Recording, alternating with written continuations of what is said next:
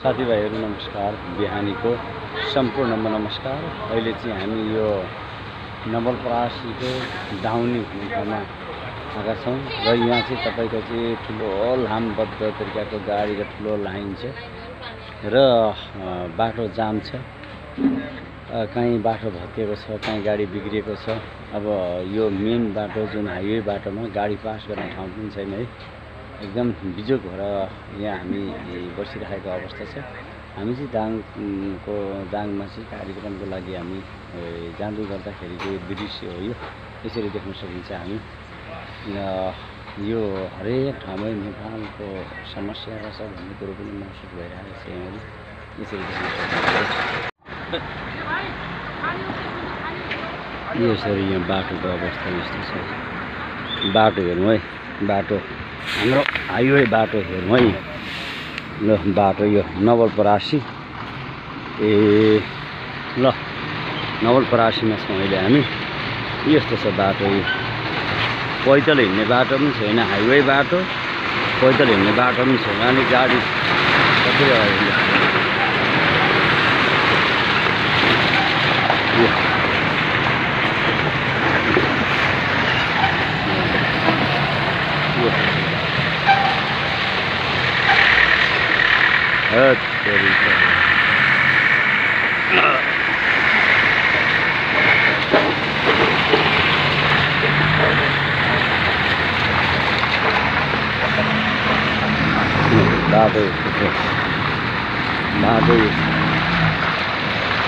बाटो ल जस्ताको तस्तो तपाईँहरूलाई देखाएको छु है मैले। यहाँ हेर्नुहोस् ल, यो मेन हाइवे बाटो यस्तो छ। बाटो गरेको गाडी फेरि रोकिसक्यो, गाडी फेरि बन्द भइसक्यो, अगाडि बढ्ने ठाउँै छैन है। ल हेर्नुहोस् साथीभाइहरू, शुभचिन्तकीहरू, अनि त्यो संसद भवनभित्र नेताहरूको भाषण कति ठुलो छ है, कति ठुलो छ भाषण।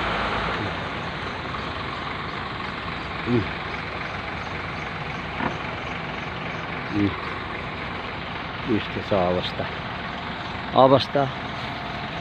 व्यवस्था, झुट्टा आश्वासन।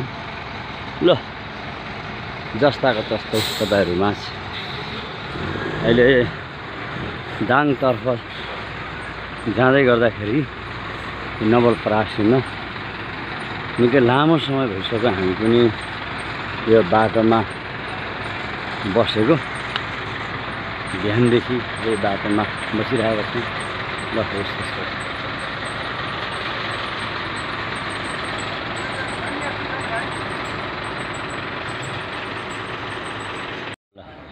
यस्तो अवस्थामा छ जस्ताको तस्तै देख्न सक्नुहुन्छ तपाईँहरूले। यसरी बिजोग, योभन्दा ठुलो बिजोग अब के होला र। केन्द्रीय स्तरका नेताहरूलाई अनुगमनको लागि हिँडाउँदै यस्तो बाटोतिर ल्याउनु पर्ने। जनताको दुःख के हो र